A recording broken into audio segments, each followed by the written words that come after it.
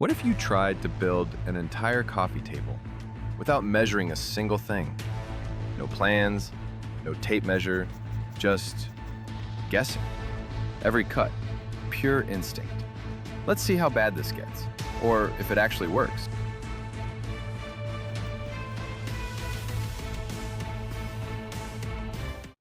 Most of my projects start with carefully detailed blueprints, but this time, I wanted to keep it loose. Just a quick visual sketch to get the idea out of my head. The problem was, even I couldn't tell what I'd drawn. That first sketch was so confusing, I had to redo it just to make sense of my own thoughts. I kind of knew the size I wanted this table to be, but since I've sworn off the measuring tape, I'm just gonna guess it. Alright, so here are the rules for this little challenge. Rule number 1, and probably the most important. Absolutely no measuring tapes or rulers. Rule 2, no straight edges or carpenter squares. Rule 3, no fancy tools like a CNC, planer, or router that could give me perfect 90s, 45s, or perfectly even planks. I might use my jointer though. Mostly because A, it's a little off anyway, so it's not like I'd really be cheating. And B, I'm only using it to speed up sanding, not to make any perfect joints. Rule 4, no screws or nails because why not? And Rule 5, no perfectionism. If something's a bit off but still in the good enough zone, we're living with it. The goal is to get this table built quickly, not spend 3 months chasing the perfect angle. I decided to use my leftover pine. And yeah, these boards have a little bit of everything wrong with them. Twisted, bowed, warped, you name it. Basically all the ingredients for a very interesting build. I wanted this table to be about 20 inches wide, and since I'm not allowed to use a ruler, I did some highly sophisticated math, using my hands. Then I made a cutting mark with what I proudly call my hand palm carpenter square.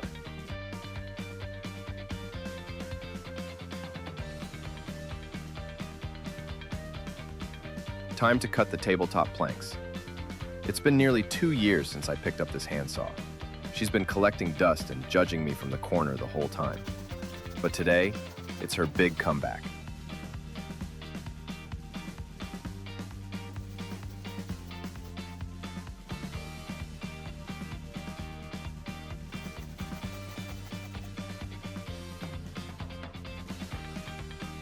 Now, it's time to cut the planks for the table base.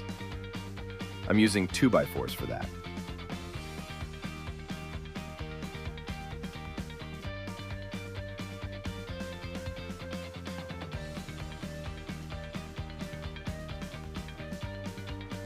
I'll need 3 different sizes, 4 vertical planks for the legs, 2 longer stretchers on top to hold the tabletop, and 2 shorter ones for the bottom.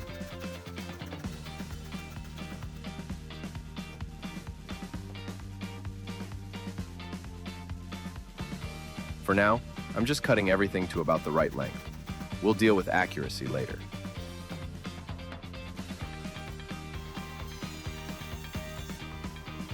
I decided to run these 2x4s through the jointer to make them a little flatter and look a bit better.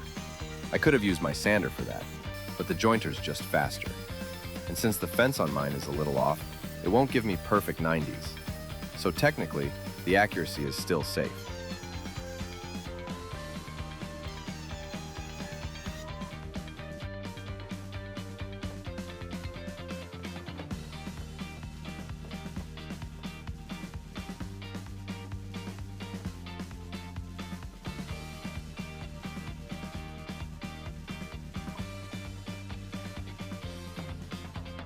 Here you can see just how off these cuts are so far.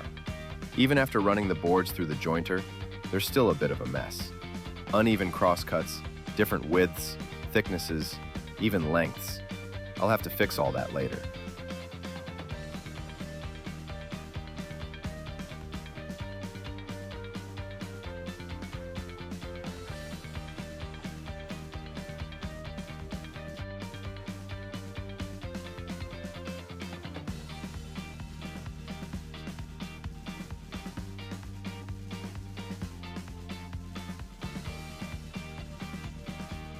Now, I'm moving on to the boards for the tabletop.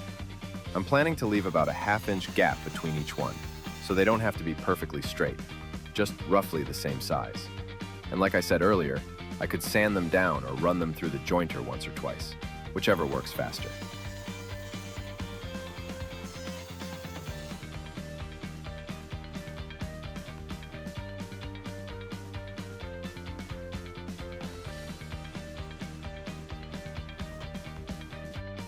Here, I'm using a 2x4 as my guide to trim the edges as evenly and close to 90 degrees as possible.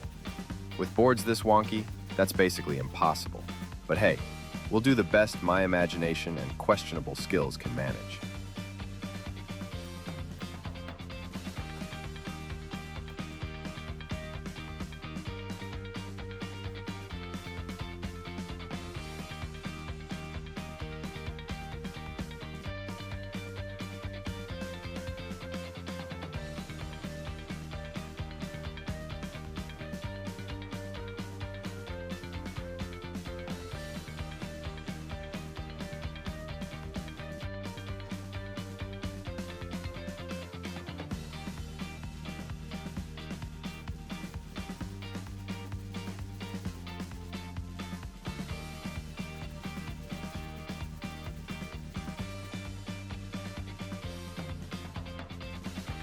And the same goes for the table base. I need all three groups of boards to line up as close to each other as possible.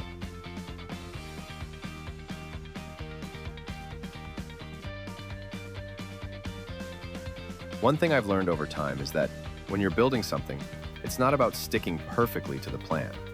What really matters is that all your similar pieces match each other. So if one leg is a little off, make sure the other three are off the same way. That's how you get a balanced table. Repeatability beats accuracy every time. What do you guys think? Let me know in the comments if you agree with that.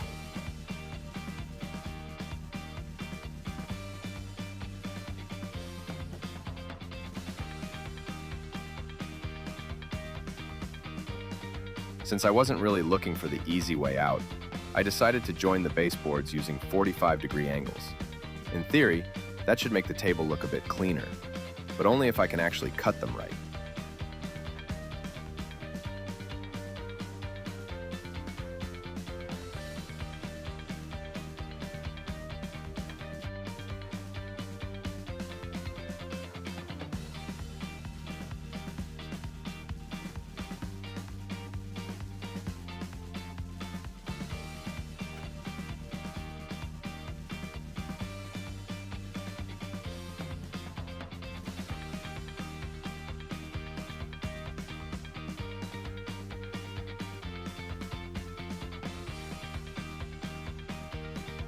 And as you can see, total fail.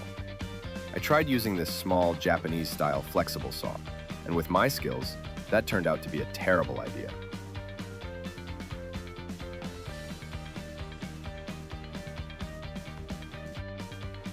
For the rest of the cuts, I switched to a regular handsaw, and those came out much better. Still, without any perfectly straight lines, even though I tried using a 2x4 as a guide, the angles and joints are far from perfect.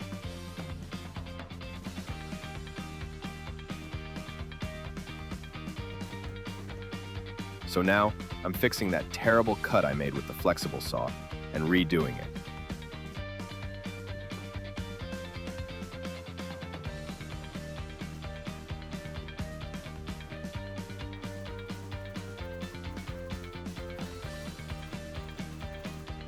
Of course, that also means this board just got a little shorter. So now I have to trim the second one to match. Because if one mistake teaches you anything, it's that you've got to make it twice to keep things even.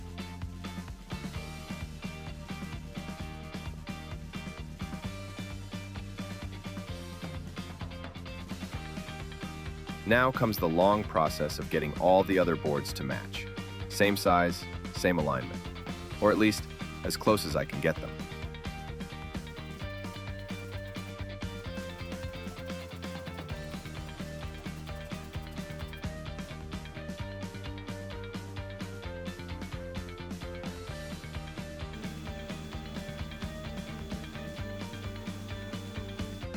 You know, the funny thing about woodworking is, it's kind of like life. Nothing ever fits perfectly the first time. You trim a little here, sand a little there, and somehow it all works out. Or it doesn't, and then you call it rustic style.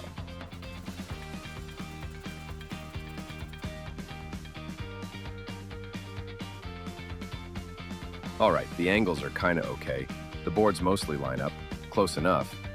Time to glue this base together before I start noticing new problems.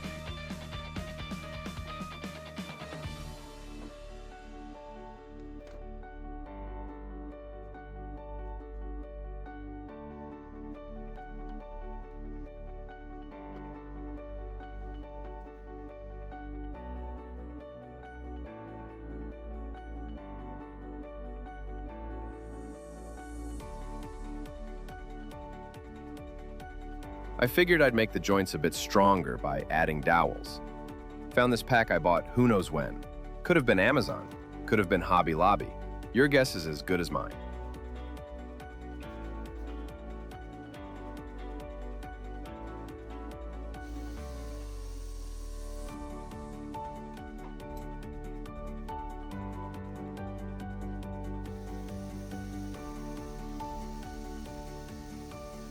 You ever notice how once you find a tool that actually works, you just keep using it for everything?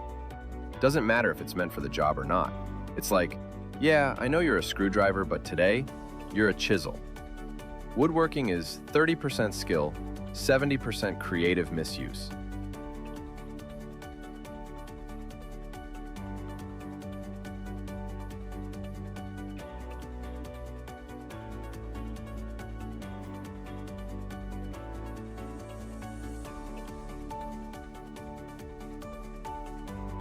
While I'm at it, I'm also plugging all the old holes and imperfections with dowels, basically turning the stakes into design features.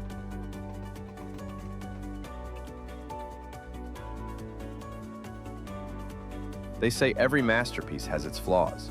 Well, mine just decided to express them through gaps. Big ones.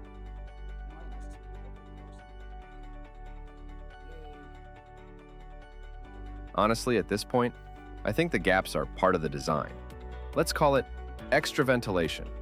Makes the table more aerodynamic.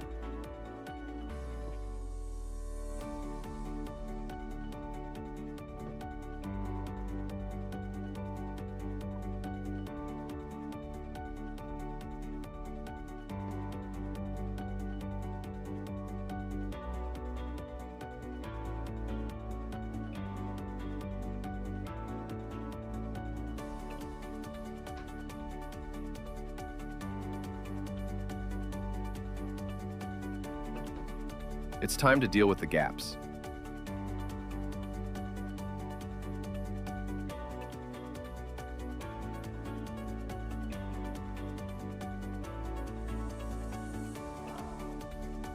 At this point, I'm not even sure if I'm a woodworker or a plasterer anymore.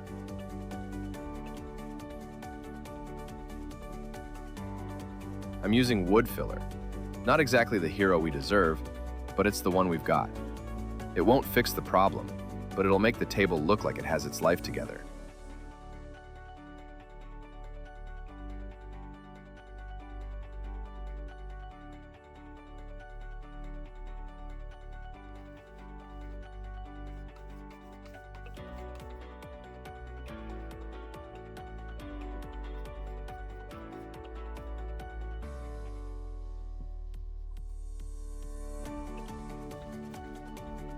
And now it's time for everyone's favorite part, endless sanding.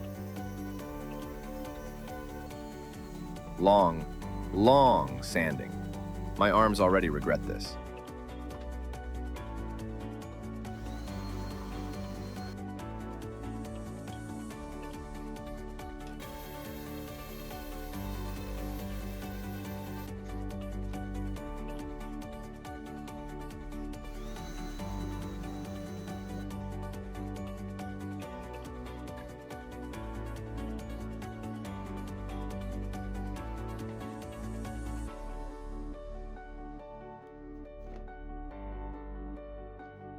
I decided to make the tabletop just a little bigger than the base, so I'm using another board as a guide. It helps me see how far the top should stick out and keeps the base parts lined up.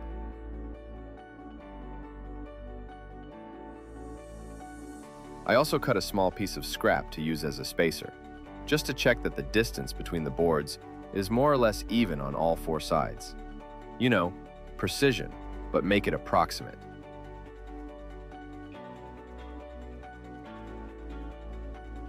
Now I'm gluing down the tabletop boards and adding a few 3/8 dowels to help them sit a little stronger on the base.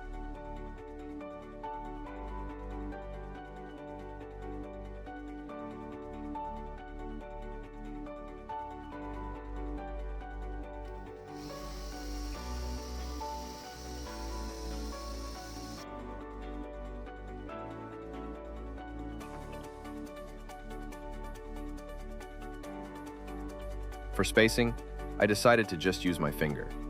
Not the most scientific method, but it gets the job done, roughly.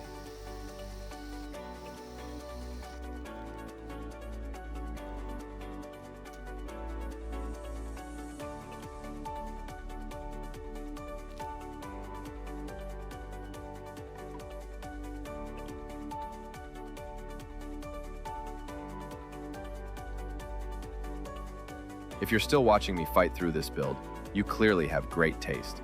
You should probably subscribe. That way, we can struggle through the next one together.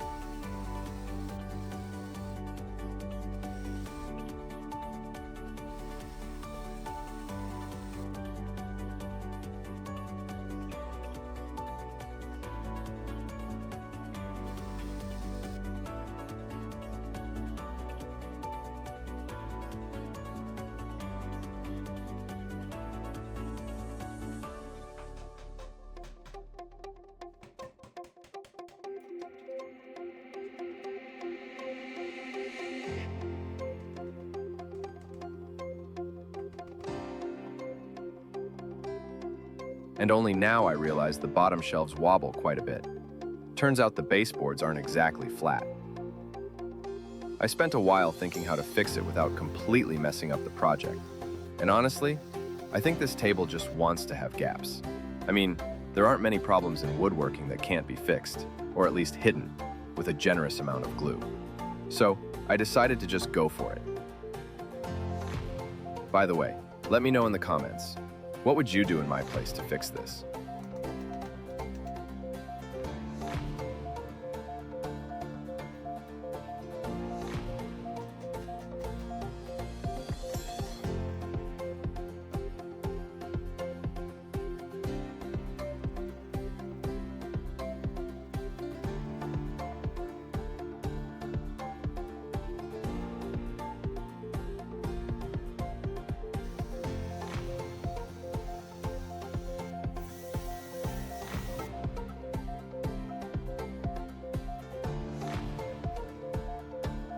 There's something strangely satisfying about this part. When all the pieces finally start coming together and you can almost see what it's supposed to look like. It's that moment when the chaos of boards, glue, and clamps starts to make sense. You stop overthinking and just let your hands do what they've been trying to do the whole time. It's not perfect, but you can finally see the table taking shape. And honestly, that's the best feeling in woodworking. It's the quiet reminder that all those messy steps before were worth it.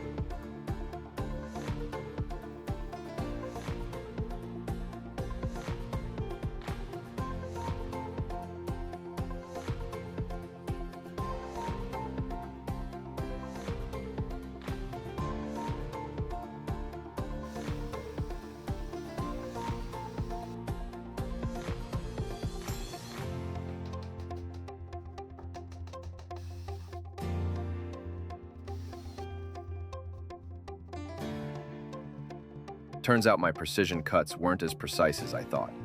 The table's wobbling like it's testing my patience, so I'm cutting a few legs shorter, hopefully in the right direction this time.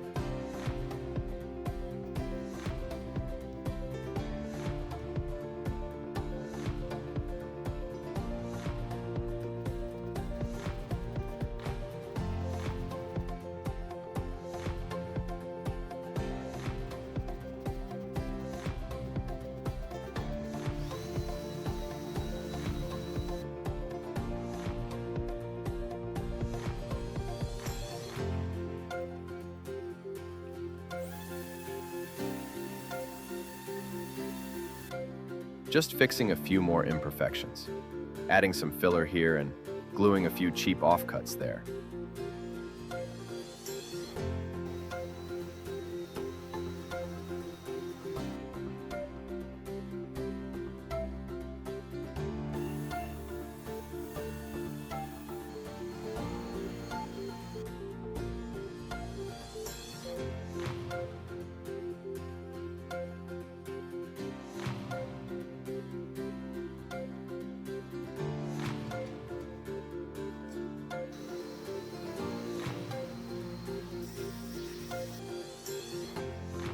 After another long round of sanding, I finally started staining the table.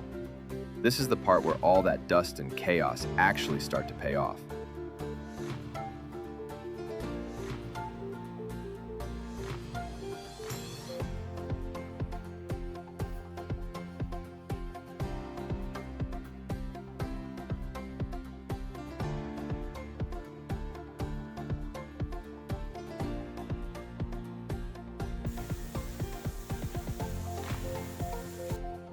Once the stain dried, I added a coat of spar urethane.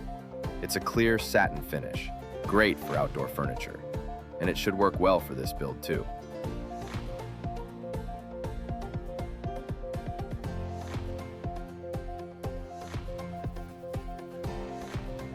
After it cured, I lightly sanded the whole table with 400 grit and brushed on one more coat. Nice and simple, just enough to give it that smooth, finished feel.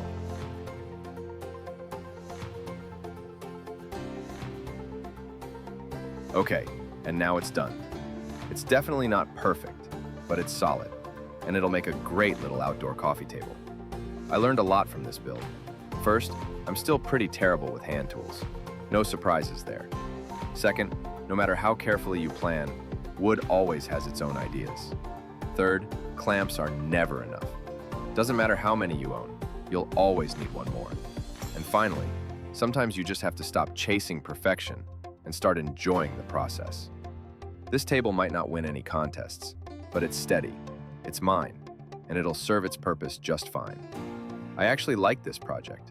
Messy, unpredictable, but kind of fun to see it all come together.